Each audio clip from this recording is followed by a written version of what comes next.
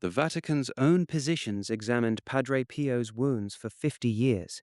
They never found an explanation. In 1919, the Holy Office sent a physician to examine a Capuchin friar in the town of San Giovanni Rotondo in southern Italy. His name was Padre Pio of Pietrelcina. The physician was Dr. Luigi Romanelli, chief of medicine at the civil hospital of Barletta. Romanelli was not there as a believer. He was there as an instrument of institutional verification, dispatched by the same Vatican body that would later suspend Pio from public ministry entirely. What Romanelli documented changed nothing and everything. Pio had been carrying open wounds on his hands, feet, and side since September 20th, 1918. The wounds corresponded precisely to the 5 wounds of the crucifixion. Romanelli examined them across 5 separate visits.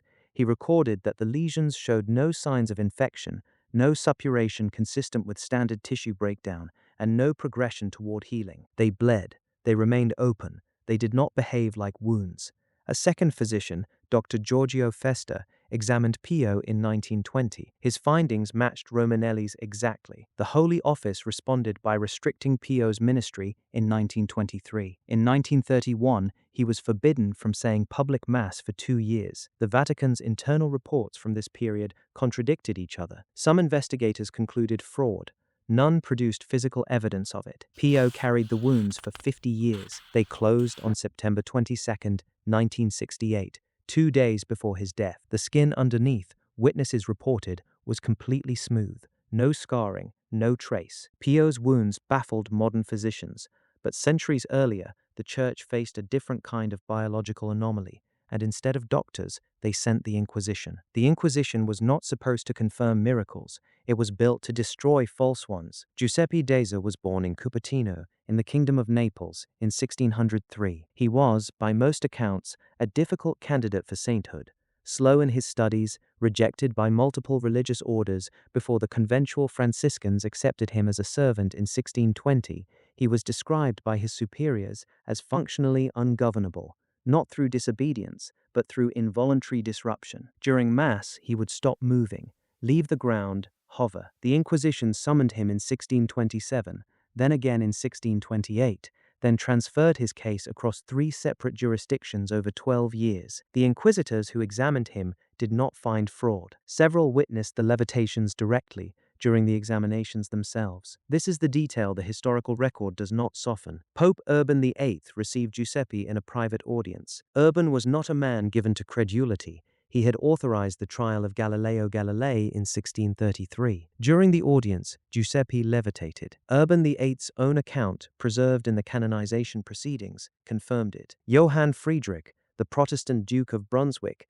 attended one of Giuseppe's masses, specifically to investigate the claims. He converted to Catholicism afterward. The philosopher Gottfried Wilhelm Leibniz, who had spoken with Johann Friedrich directly, referenced the incident in his own published writings. Giuseppe of Cupertino was canonized by Pope Clement XIII in 1767.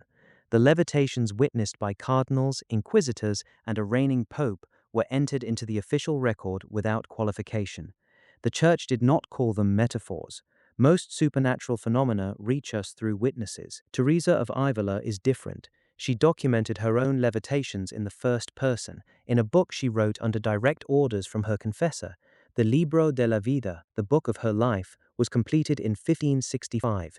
It was not written for publication. It was written as a spiritual account for theological examination, which means Teresa had every incentive to understate, not embellish. She did not understate. Teresa described the experience as physically unwanted. She wrote that when the levitations began during prayer, she would press her hands against the floor, grip the convent grills, instruct nearby nuns to hold her down by force. The phenomenon, in her own account, embarrassed her.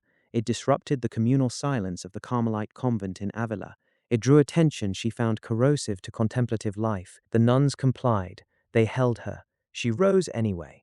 Teresa founded the Discaged Carmelite reform in 1562, restructuring an entire religious order while simultaneously producing some of the most rigorous mystical theology in church history. The interior castle, written in 1577, remains a primary text in Catholic contemplative tradition. She was not an unstable visionary. The Inquisition examined her writings and found no doctrinal error. Pope Gregory XV canonized her in 1622. Pope Paul VI declared her a Doctor of the Church in 1971, of only 4 women to hold that designation. The levitations are in the official record, in her own handwriting. Teresa's levitations defied physical laws while she was alive, but the Vatican's most unsettling medical files deal with bodies that refuse to obey the laws of nature after death. Bernadette Soubirous died on April 16, 1879, at the age of 35, in the convent of Saint Gildard in Nevers, France. She was buried in the convent chapel. 30 years passed. Then the church opened the coffin. The first exhumation occurred on September 22, 1909, part of the formal beatification investigation. 2 physicians were present, Dr. Jourdan and Dr. Dugas. Their written report, entered into the canonical record, noted that the body showed no signs of putrefaction. The habit was intact. The face and hands retained their form. The chapel was cold and smelled of stone and old wood. What it did not smell of was decomposition. The coffin was resealed. 11 years later, on April 3, 1919, it was opened again.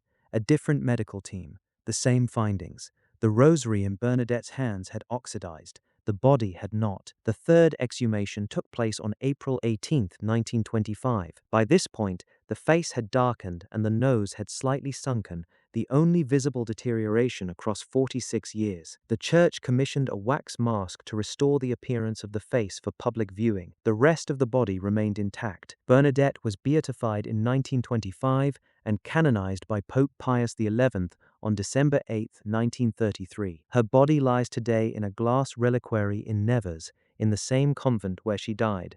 The wax mask covers a face that the medical record confirms still exists beneath it. The Church does not officially classify incorruptibility as a miracle. It classifies it as a sign of fact requiring explanation, for which no natural explanation has been formally established. A body refusing to decay is a biological mystery, but a body existing in 2 completely different geographical coordinates at the exact same time breaks the fundamental laws of physics. Bilocation does not appear in Catholic theology as a metaphor. The Church defines it as the simultaneous physical presence of a single person in 2 distinct locations. It is not a vision, not an apparition.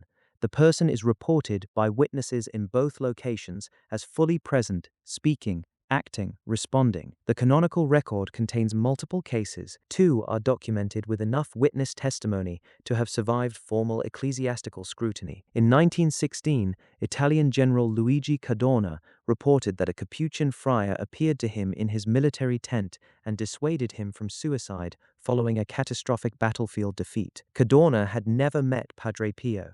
He traveled to San Giovanni Rotondo afterward and identified Pio immediately from among a group of friars. Pio, when asked, did not confirm or deny the visit. Pope Benedict XV received Padre Pio in a private audience in 1921. During the audience, Benedict stated that Pio had already appeared to him in his private chapel on a separate occasion, while Pio was physically documented as present in San Giovanni Rotondo. Anna Maria Taigi operated differently. A Roman housewife beatified in 1920 by Pope Benedict XV. Taigi was examined over decades by Cardinal Pedicini, whose deposition runs to 340 pages. 30 witnesses described a luminous disc visible above her head during prayer inside it.